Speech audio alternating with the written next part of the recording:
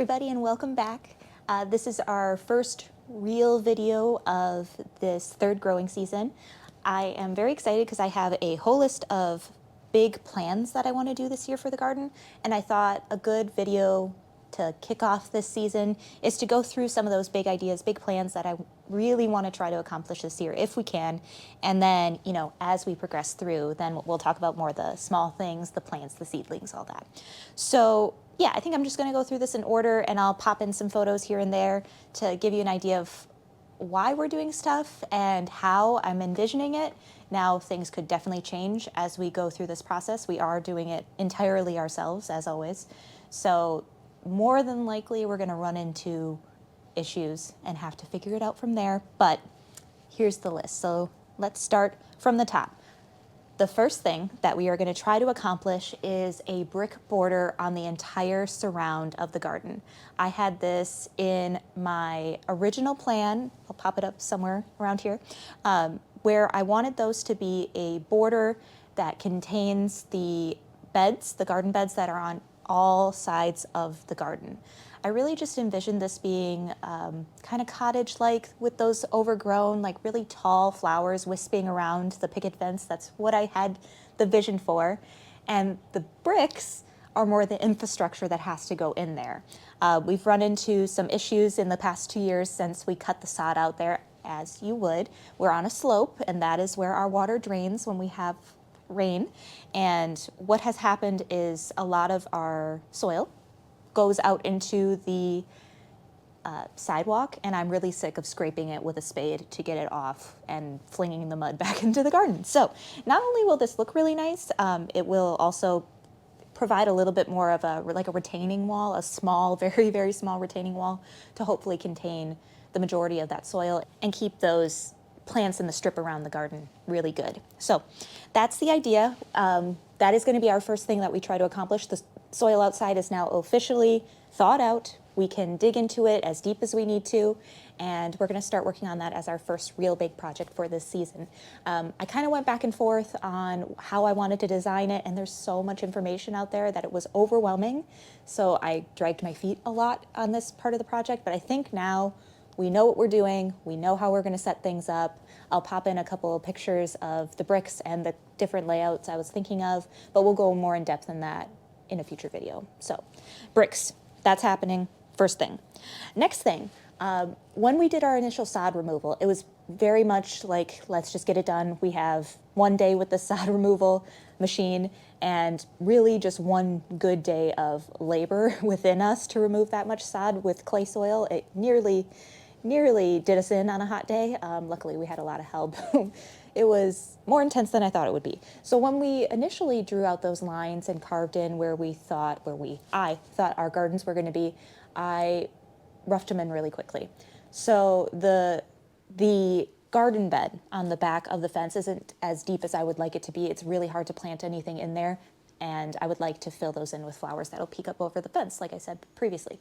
So the idea is we're going to cut some of that sod back. I'm still not fully committed to removing all the grass in the front yard, much to my husband's ire, I guess. Not really, he doesn't care, but he is pro getting rid of the grass.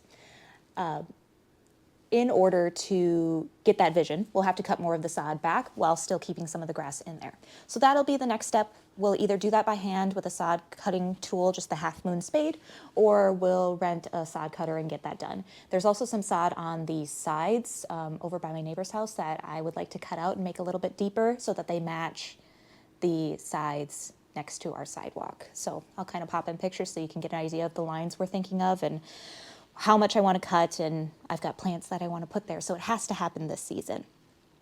From there, we also have some gravel that we need to adjust, move around, fix a little bit. We have our gravel pathways on both sides of the garden that I really love the look of. It breaks up the space of the front garden really well. We have the main garden space, path, and then grass, and then the fence. So there's a lot of really nice layering. I'm an artist, so I really like to create depth in whatever I'm creating space-wise. So I really love the way that looks. However, we don't have enough gravel in the actual pathway, and we also have some drainage issues with, like I previously said, because we're on a slope, things like to go into the lowest area. So we're having a little bit of trouble with mud washout into our path. So we've got to figure that out. We've got to add more gravel, just finalize those areas so it looks a lot cleaner and hopefully works a lot better. And with that, we're also going to adjust like our gutters, our rain drains, where we're going to put those to create some sort of aesthetically pleasing drainage solution, hopefully. Here are some of the things that I'm thinking about. I don't know the proper names of them yet, and I don't even know if these are the directions we're going to go in, but I would really like something like this, where if I'm devoting garden space in a relatively small garden to drainage and creating a feature out of this, I would like it to look nice. So we'll see. That's happening this summer because it has to, especially with in my area. If you've been paying attention to the weather at all in the past like 2 weeks, I live in Wisconsin and it has been wild out there. We've had historic flooding everywhere and it has impacted us. We've had some pretty bad flooding in our backyard. Luckily, our house is fine and the garden is fine, but we do have some washout areas that need to be adjusted. So, brick retainers, changing where our outflows from our gutters go to, and that sort of thing. So not as maybe cool or as aesthetic or beautiful, but necessary. So that will be happening fairly soon here once we figure out our plan and go forward with that. The next thing that we really want to accomplish is a smaller one because we started this and this was one of the few things that we were able to get done last year when everything got so busy with wedding stuff. So I really wanted a black picket fence. I think they just look so cool. They help things disappear a little bit more. And like I said previously, I didn't want to just stain the fence because I'm growing things on the fence like roses and clematis. So I don't want to have to restain it as often.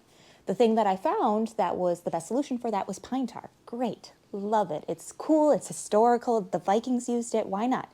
It's very time intensive and requires a lot of layering. It's beautiful when it's done. But the next step with that is we have to do our second layer. It's like our final coat of pine tar. It's going to make it really dark and black. Last year, we were able to get most of the layering done for the initial steps, and now we've got to finalize that. We've also got to do that on the arbor that we installed last year. That is the arbor from our wedding. It's very, very special. My dad built it.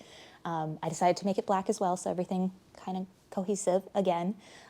So we're going to do our final coat of that, make sure that it's looking good, sealed, protected, all that stuff. And then I've got some special ideas that I want to do with some paint, some little tiny details, because my dream for this garden is for it to feel enchanted and fairy-like and as close as I can get living in, the middle of a city. But I have some ideas of what I would like to paint tiny little motifs on my fence posts. So stay tuned for that. I think that will be whenever I'm needing a little time out from whatever garden chore I'm doing. Maybe I'll paint something on a fence post. But fence finalized, done. That's the hope for this year. We also have some fence post toppers that are really fun that I'm hoping to get those attached as well. I just had this idea that we have 18 fence posts and they deserve to look beautiful as well. So I found these really cool toppers and a variety of them, and I think we're going to start adding those this year, and that will be really cool. Undecided whether or not those are going to be just decorative or have lighting on them. To be determined. Anyway. With that same thought, I do, in my original design, pop up here, on both sides of the pathway, I really wanted to incorporate arbors there as well because winter is a tundra around here, Wisconsin, yes. So everything is pretty lifeless. So anytime I can create any sort of structure to break up the white, vast wasteland of winter, I'm going to. So at the end of both our pathways, I really, really want to incorporate more arbors. I'm a little obsessed with them right now.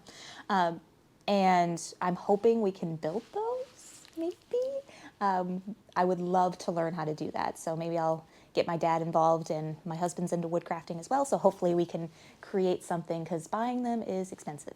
I mean, building them is expensive too right now, but good experience, I suppose.